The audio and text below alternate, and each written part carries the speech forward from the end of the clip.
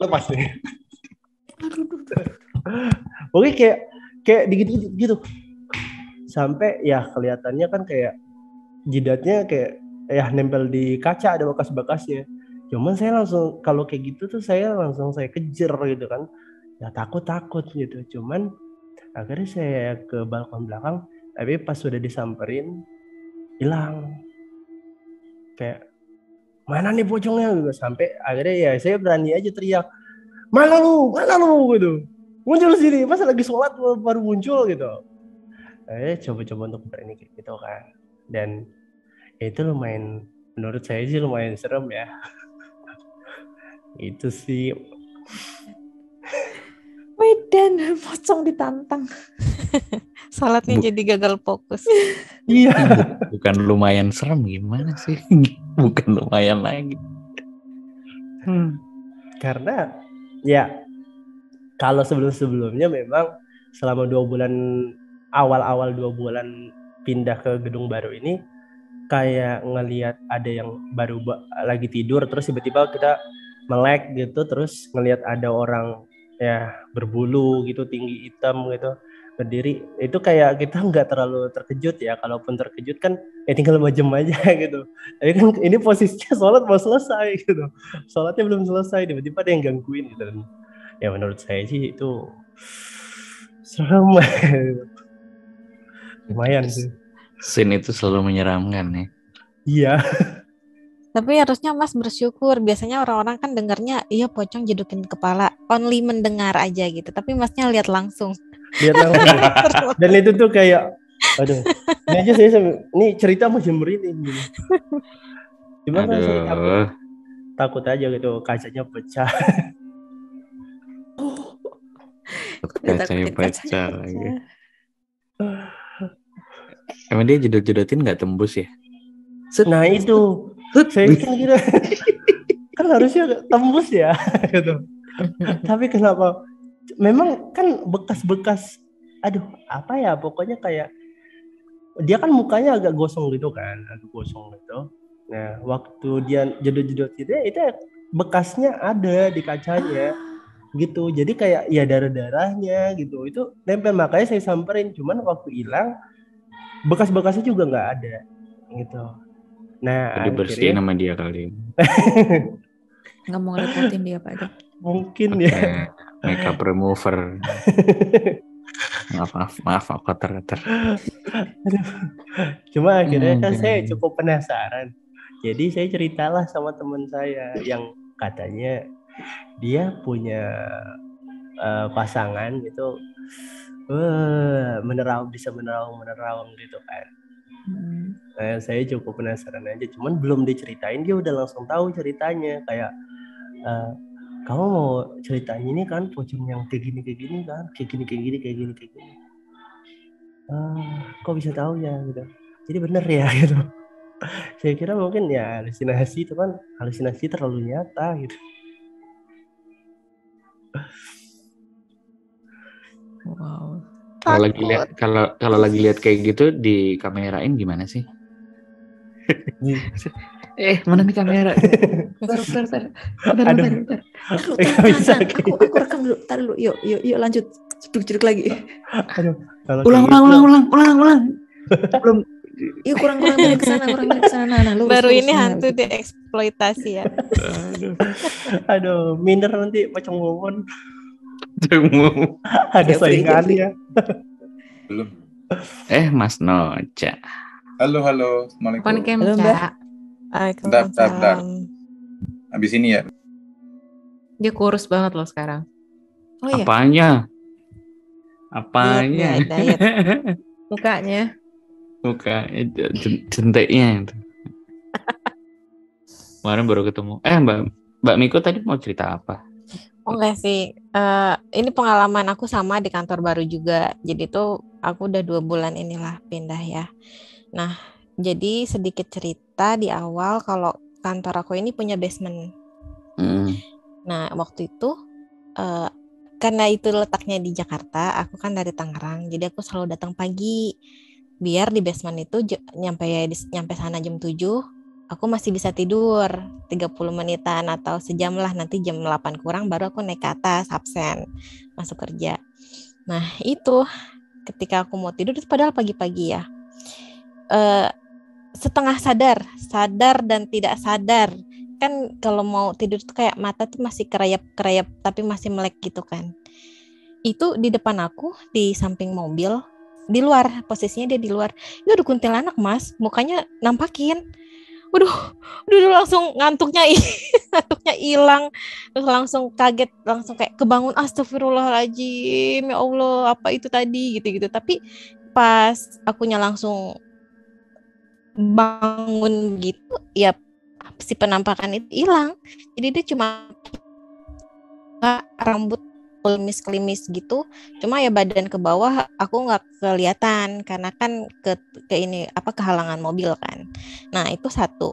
Kedua, sama nih, udah hilang seminggu atau 2 minggu lebih lah aku nyampe basement itu lagi jam 7 pagi. Cuma kan setelah kejadian itu aku tidak mau lagi gitu loh tidur di basement itu. Terus lagi mau tutup pintu, tiba-tiba nih di atas mobil ada suara bek gitu kan. Aku pikir apaan, pas aku tengok ke atas, ya Allah Mas, itu kain.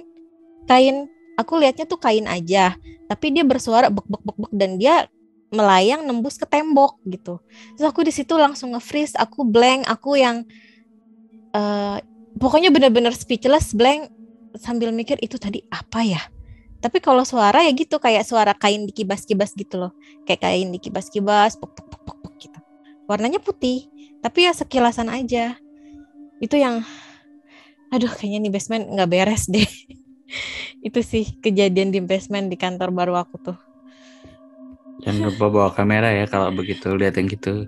Iya, harusnya ada CCTV di mobil ya. Kayak dashboard cam yang lihat kan. Iya. Aduh. Itu sumpah bikin ngeri banget ya Allah. Takut. Gitu Mas, itu intermezzo aja sih. Tadi sebelum ada Mas Raun ya. Kalau basement tuh emang serem sih. Parah. Aku pernah dulu ada undangan di radio apa ya? 2 kali tuh di radio. Di radionya kampus. Tapi itu nggak serem sih. Seremnya gara-gara kan ada kejadian, ada yang heboh bunuh diri itu loh, loncat dari lantai berapa. Saya sekarang kampusnya tuh dikasih paranet gitu. Jadi kalau itu tinggi, ada berapa lantai gitu, 10 apa 8 gitu. Jadi ada yang depresi terus loncat.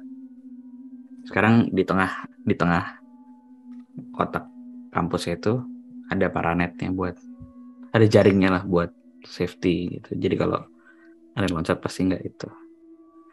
Nah jadi waktu itu lagi diundang buat cerita-cerita horor di radio kampus sampai malam jam 11. Terus wah udah tutup semua, terus ya udah benar-benar takut lah.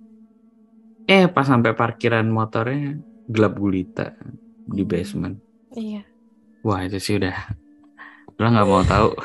Nggak ada teman lagi keluarnya. Kalau yang serem tuh di menara yang tadi tuh disebutin Mbak V tadi. Iya. Aku pernah satu waktu lagi ada undangan di lantai 7.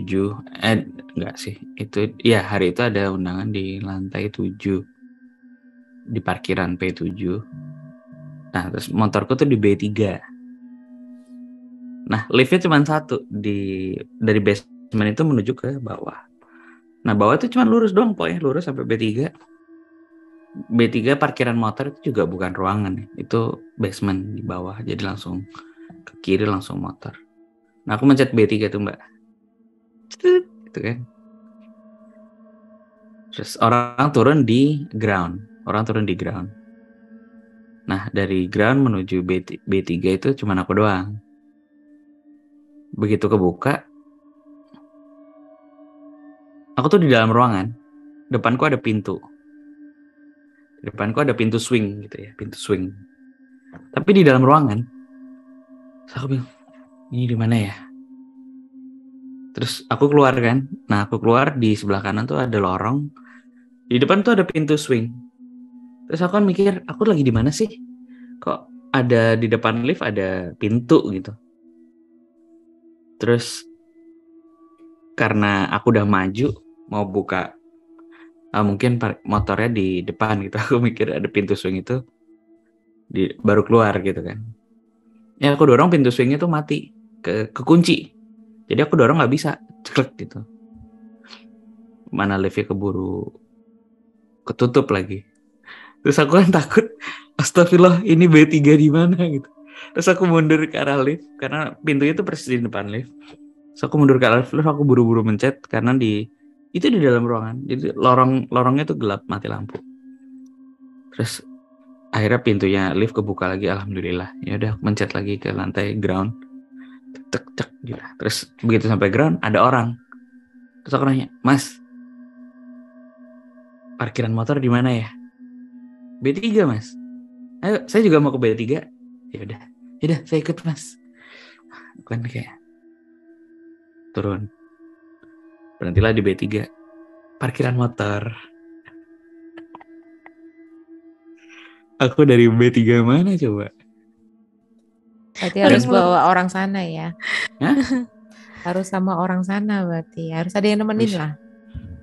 Makanya aku bingung. Itu baru kali itu tuh. Aku keluar dari lift yang di ruangan lain gitu. Padahal tuh kan aku seingat ya pasti ya. B3, B2. Aku tuh pernah parkir mobil di B1, B2. Jadi nggak ada ruangan itu gitu. Kenapa aku di B3 itu keluarnya di dalam ruangan? Itu doang sih yang aku kayak anjir. Mengerikan banget kalau tersesat di situ. B3 di kantor itu.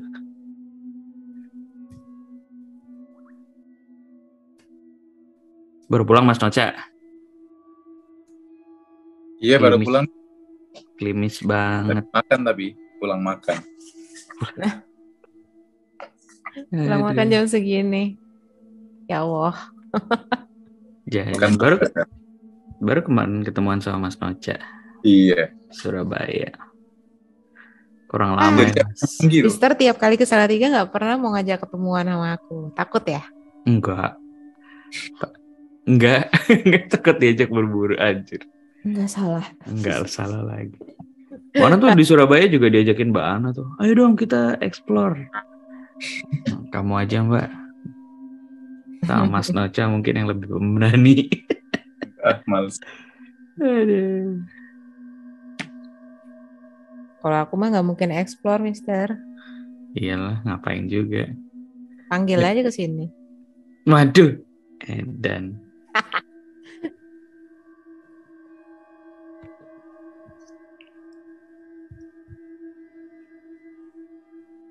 ada cerita apa, Cak? Mau cerita apa nih? Wis, apa aja boleh. Anjir. Nantang balik nih. Kalau sama Noca mah tinggal pilih mau tema apa. Apa ya? Agak bingung sih soalnya nggak nyiapin cerita apa-apa nih, dadakan banget. Tadi sih udah ada bahas hotel, terus ya gunung, kantor. Kalau ART. pengantin baru belum sih, Mbah. Barangkali mau sumbang cerita pengantin baru gitu. Ya, ceritanya ganggu. Nggak ada. Cerita apa ya? Mall kali ya? Mall Atau bioskop? Tadi dulu mall. Kalau bioskop sih ya karena tempatnya Iya, gelap mall gitu-gitu aku mungkin. pernah ngalamin sesuatu yang di luar nalar sih. Siang-siang kondisi rame. Ih, seru. Apa tuh? Gimana di tuh? ITC Ambassador. Sebutin lagi. Oke. Terus nggak apa-apa sih. Nggak apa ya? Ramai juga itu kan, ramai juga di situ. Iya. Nggak apa-apa lah ya. Siang loh, masih ramai. Gaskan. Di Zimbabwe itu. Iya. Aduh. Maaf ya. Thank you Mbak Miku nih, cabut Mbak Miku. Oke, thank you Mbak Miku.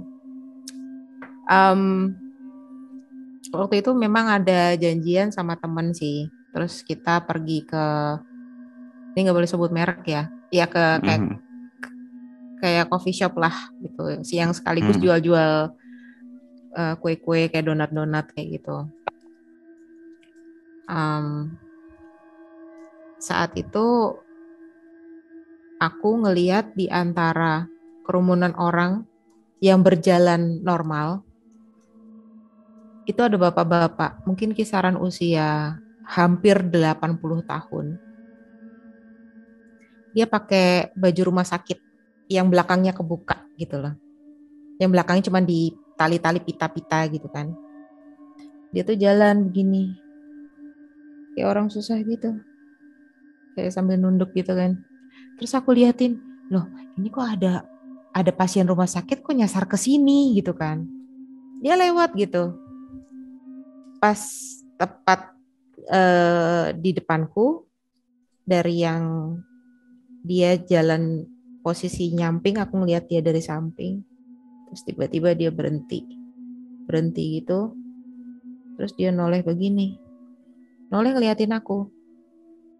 Sambil kayak ngomong tapi nggak ada suaranya ya, cuman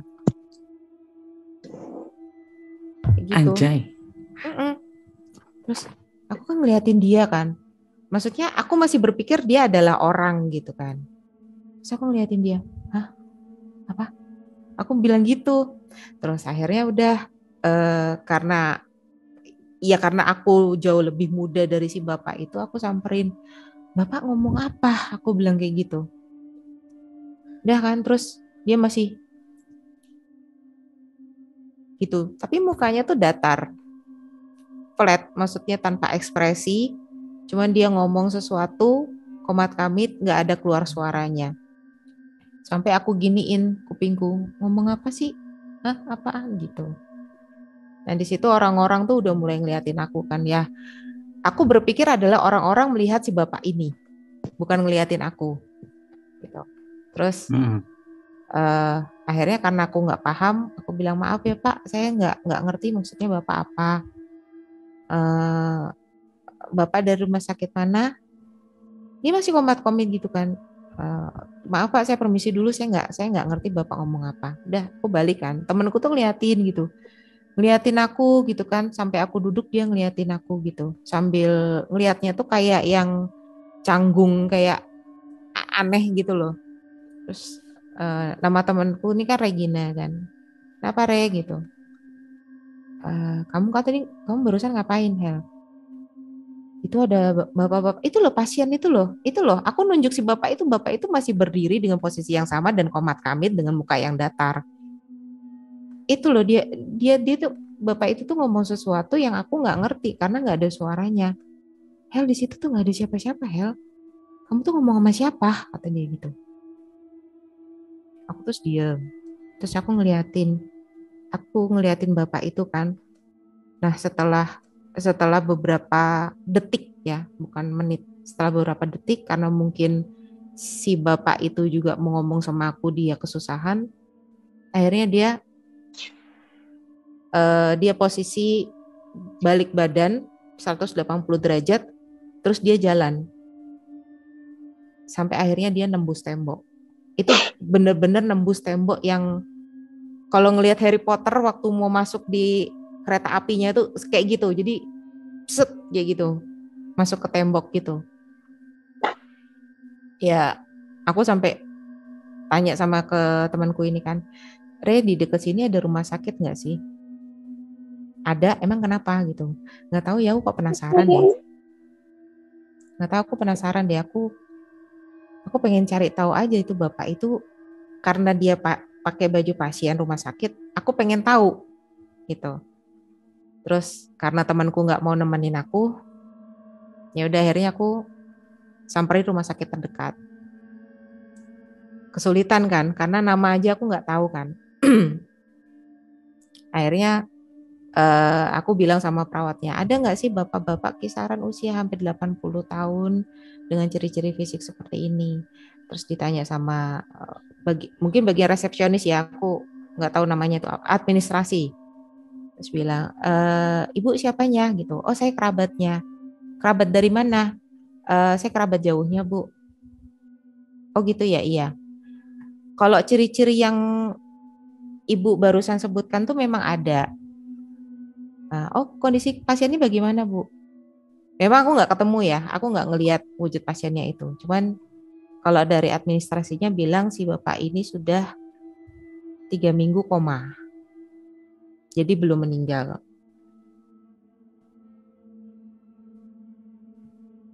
Gitu. Jadi memang tidak ada eksplanasi apapun gitu. Tidak ada. Posisinya koma. Cuman itu aja sih.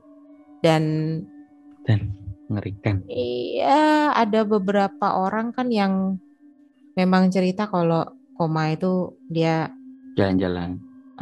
bisa kemana-mana ya, yang terdekat. Cuman aku nggak habis pikir aja, maksudnya kok bisa ya nyasar ke mall itu gitu. Kenapa dia tidak berjalan-jalan di sekitaran rumah sakit aja gitu loh. Itu yang jadi pertanyaan aku. Dia juga nggak paham kali dia lagi di mana. Mungkin ya misal. Halo Mas Fajar, mau bagi foto di KKN Purwakarta. Seru. Aku pamit ya. Terima kasih. Oke, thank you. Dadah Mbak Dit. Thank you Mbak Dit. Mas Sampai Dian, ketemu Mbak lagi. Dit. Sampai ketemu lagi. Terima kasih, Mister. Pintunya, jendelanya nggak dibuka. Udah kabur. Mana Mas Fajar? Hilang Mas Fajar. Halo Mister, salam kenal, aku Fajar. Halo Mas Fajar. Halo Mas Fajar. Salam kenal warga desa Skoudi semuanya. Salam kenal. Ini aku langsung cerita aja Mister Popo. Silakan. Oh boleh. Kalau ada fotonya di share screen sambil Ya cerita. siap, sambil share screen nih Mister ya. Ada. Kebetulan ini belum pernah cerita dimanapun Mister, dan ini aku masih keep juga desa di salah satu desa di Purwakarta, dan ini kejadiannya di 2016. Ini aku izin share screen ya Mister ya. Ini ada di Google Drive gitu Mister. Sebentar.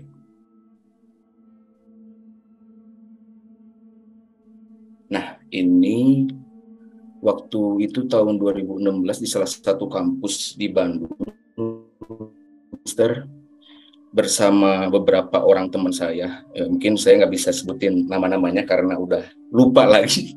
Ini 2016 teman-teman waktu itu di kampus karena udah mungkin banyak kesibukan, udah pada kerja, udah pada nikah dan lain-lain. Di KKN 2016 ini kita ada di salah satu timnya itu kebetulan saya sendiri, Fajar, sebagai ketua dari kegiatan KKN-nya, Mister, waktu itu mewakili dari 1, 2, 3, 4, 5, 6, 7, 8, 9 orang di kelompok saya. Waktu itu terbagi kita di desa, salah satu desa Purwakarta itu hampir ada 3 kelompok, Mister, kalau nggak salah. Nah, kebetulan kita di salah satu kelompok yang di salah satu kampungnya di Purwakarta itu sendiri. Jadi memang kita ada di satu desa itu terbagi beberapa kelompok gitu, Mister. Nah, ini saya jelaskan sedikit ya untuk KKN-nya sendiri. Nah, waktu itu kita sempat survei dan beberapa rumah gitu ya ke Pak RT, Pak RW, dan ke Pak Lurah gitu ya di daerah sana, kenalan dengan tokoh masyarakatnya, dan akhirnya dipilihlah salah satu rumah di salah satu desa di Purwakarta ini yang karena kebetulan rumah ini kosong. Nah, dipinjamkanlah rumah ini itu oleh seorang warga, sebut saja mungkin kita namanya itu Bu Eis gitu ya, yang punya rumah ini tuh. Nah, kenapa disewakan untuk kita? Karena kebetulan rumah ini tuh sering kosong untuk beberapa bulan karena seringkali yang punya rumah ini tuh dia itu punya rumah juga di kampung sebelah gitu, kayak dia itu sebagai juragan beras gitu suaminya gitu, jadi jarang tinggal di sini gitu, jadi rumah ini dikosongkan. Dan ada rumah tetangganya di sebelahnya itu untuk rumah si neneknya atau rumah mamahnya dari Ibu Is ini gitu. Nah, awal-awal kita masuk rumah ini sebetulnya nggak ada yang aneh gitu, Mister, dan nggak ada yang terlalu janggal, maksudnya ya biasa-biasa aja gitu. Oh, rumah biasa dengan masih bagus gitu ya, masih fresh dan tidak ada mencurigakan sama sekali. Cuman, nah di hari pertama kita menginap, aku masih nyimpan, Mister, untuk bukti waktu itu tiba-tiba keesokan hari kita nginep di sini ada hal yang janggal gitu. Pas setelah bangun tidur di tempat ini tuh, waktu itu aku langsung fotoin dan aku coba rekam kejadiannya, maksudnya cuman fotonya aja sih. Tiba-tiba, nah ini salah satu di tangan aku ini tiba-tiba kayak ada gigitan darah, nggak tahu kayak gigitan patokan ular, nggak tahu apa, tiba-tiba kayak keluar darah gitu pas bangun tidur. Dan kagetnya itu kok tiba-tiba keluar darah gitu. Dan ini tuh yang aku rasain ketika aku tanya ke teman-teman lain juga sama gitu, Mister, yang nginep di sini tuh, loh kok ini pada keluar darah tiba-tiba sendiri gitu, kayak kaget banget. Oh mungkin kayaknya waktu itu positif thinking aja, kayaknya mungkin kena tungau atau apa gitu ya, karena dari makhluk-makhluk serangga kecil atau apa gitu. Ya udahlah, kita positif thinking aja. Tapi Mas Mungkin karena nggak hewan minum darah ya. habis itu kan? Oh enggak, Oh Mister. enggak, oke. Kebetul. Nah itu cuman anehnya itu enggak cuman aku, jadi yang kena juga yang lain-lain gitu. Jadi kita cukup agak aneh, kenapa sih kita tiba-tiba kayak gitu. Setelah keesokan harinya sama juga, Mister, setelah bangun tidur kayak, nah itu di telapak tangan ini tiba-tiba kayak ada luka gitu, ada kayak gigitan, nggak tahu patokan ular atau apa gitu. Aku juga tiba-tiba bingung. Ini anak-anak udah mulai agak panik karena nggak yang dirasain nggak cuman aku aja gitu, Mister, cuman beberapa yang Bekas lain. gigitan ini ada di orang lain juga. Iya, dan sama waktu itu aku masih nyaksiin banget waktu ketika bangun itu tiba-tiba si darahnya itu muncul keluar sendiri gitu, Mister, sambil kayak kok ini tiba-tiba banget gitu ketika bangun. Dan setelah kita menginap beberapa hari di rumah ini tuh ternyata kita mendapatkan fakta baru gitu ya, Mister, kita cari gitu ya, maksudnya ngobrol sama warga setempat dan lain-lainnya gitu. Ternyata di rumah ini tuh ada istilahnya apa ya, tersimpan sebuah misteri gitu, Mister. Jadi ada, kalau misalkan kita gambarin denahnya ya, di sini tuh memang yang Mas, ada beberapa kamar gitu. Fotonya di skip Ya, aja, jangan oh iya. dilihat. Oh iya, Maaf. Oke. Nah itu. Nah di sini tuh di rumah ini tuh ada beberapa kamar yang istilahnya untuk para cowok, dan juga ada kamar untuk para cewek, kita dipisahin gitu, Mister ya. Nah ada juga kamar yang istilahnya di situ itu tiba-tiba yang nggak boleh dimasukin oleh kata Bu Is itu. Jadi maksudnya untuk dua kamar ini nggak boleh dimasukin ya, Dek ya. Oh kita juga agak bingung kenapa nggak boleh dimasukin ya gitu. Setelah beberapa hari kemudian gitu, kalau nggak salah ada suaminya Ibu Is ini, dia datang ke rumah dan ngecek ke rumah ini kayak untuk kontrol gitu ya, Mister ya. Ternyata setelah dibuka dua kamar yang terlarang itu tuh kita agak kaget sih, kayak oh di dalamnya itu ternyata ada kayak nyimpen beras gitu, terus ada kayak sesajen gitu, Mister, untuk apa ya, kayak bunga kembang dan juga kayak semacam dupa gitulah. Waduh, ngeri juga gitu, kayak ada apa nih di dalam rumah ini. Ternyata rumah ini pun menyimpan ada sesuatu misteri tersendiri gitu, kenapa disimpan seperti itu. Terus kita juga sadar bahwa di pintu rumah itu, di atasnya itu, pas ketika kita masuk tuh ada kayak tulisan Arab gundul, semacam Arab Rajah gitu, Mister, kayak istilahnya apa ya, mungkin sebagai penolak bala atau apa gitu, kita juga nggak tahu sih waktu itu, kayak cuman tulisan Arab gundul yang merah gitu, tapi itu nggak ada, kayak bukan Al-Quran atau apa gitu. Nah di situ kita mulai menemukan banyak misteri gitu. Wah kenapa ya di rumah ini kok sebegitu mengerikan banget gitu ya. Jadi itu di situ kita mulai agak parno banget gitu dari situ. Dan setelah beberapa hari kemudian juga kita bersosialisasi dengan warga gitu ya.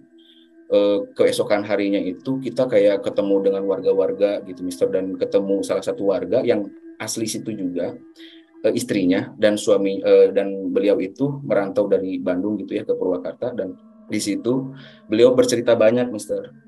Emang kalian kenapa betah sih di rumah itu gitu? Nggak betah apa maksudnya, kok bisa sih bertahan gitu di rumah itu gitu? Lah emang kenapa di rumah itu? Sebetulnya rumah itu tuh dulu sempat ada katanya wanita yang sempat bunuh diri di belakang rumah itu, Mister. Wah masa sih katanya gini-gini. Iya katanya, karena waktu itu katanya pernah ada yang sakit hati gitulah sama pacarnya gitu-gitu, dan di rumah itu pernah ada yang bunuh diri di belakang rumah itu. Waduh, kita udah mulai bener-bener merinding banget. Dan setelah kejadian rentetan-rentetan yang kemarin itu, kita bener-bener langsung besoknya itu kita ngadain pengajian gitu sama anak-anak gitu. Tiba-tiba baca beberapa ayat suci Al-Quran gitu ya setelah maghrib, dan juga kita mulai banyak berdoa karena takutnya sih ada apa-apa gitu dengan keselamatan kita juga, karena kita disambut dengan hal-hal yang aneh gitu di KKN Purwakarta itu sendiri.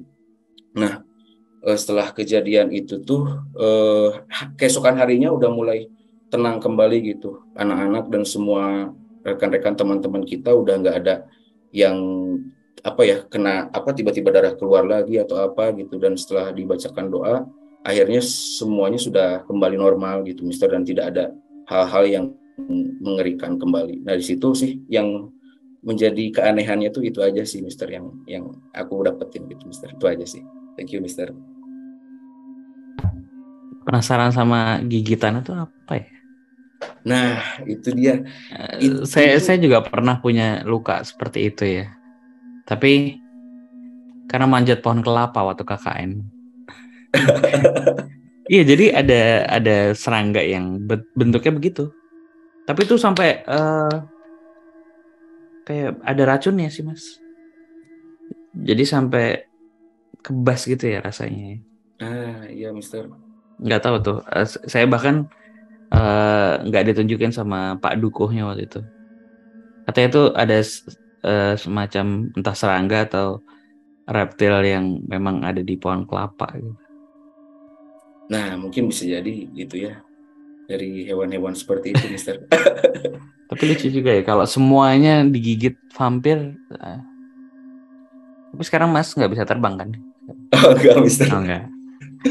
Karena nggak lompat-lompat tangannya ke depan kan ya. Kalau ngelihat leher saya gimana Mas? Waduh. Enggak kan? Enggak Mister. Enggak. Geli-geli gitu gimana gitu. Iya. Sama-sama brewok kita Mister. Aduh. Thank you Mas ceritanya. Iya Mister. Thank you. KKN emang begitu ya.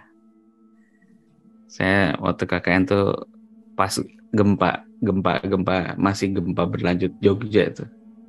Jadi tidurnya nggak pernah di kamar, selalu tidur di depan pintu. Setiap beberapa saat tuh ada orang yang mondar-mandir di depan rumah Pak Dukuh tuh kalau malam.